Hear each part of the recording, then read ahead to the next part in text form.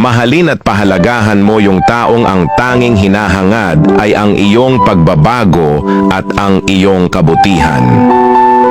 Minsan may mga taong nawawala sa buhay natin hindi dahil ayaw na nila o nakahanap na sila ng ibang mamahalin. Minsan mas madalas yung pinipili na lang nilang mag-isa kasi wala na silang magawa para mabago ka. Nang dumating ako sa punto ng buhay ko na nagmahal ako, pinilit kong baguhin yung partner ko kasi alam ko may mali sa kanya at kaya pa niyang magbago.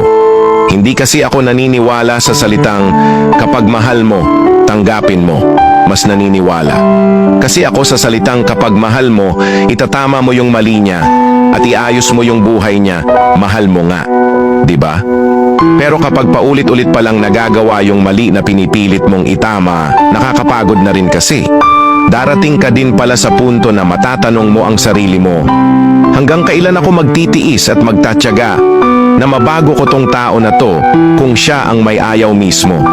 Sabi nga nila 'di ba, walang gamot sa tanga, kundi ang pagkukusa, hindi pagiging selfish ang paglayo, dahil hindi lang naman yung partner mo ang dapat mahalin mo.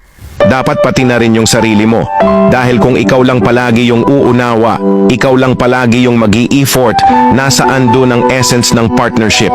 Palagi mong tatandaan sa isang relasyon, hindi dapat palaging isa lang ang nagsasakripisyo, dapat parehas kayo. Kapag nakitaan mo ng eagerness na baguhin ka, itama ka at mahalin ka, despite of your mislapses, ibigay mo rin yung best mo. Dahil bihirang makakita ng taong babaguhin yung buhay mo papunta sa tama galing sa maling nakagisnan mo.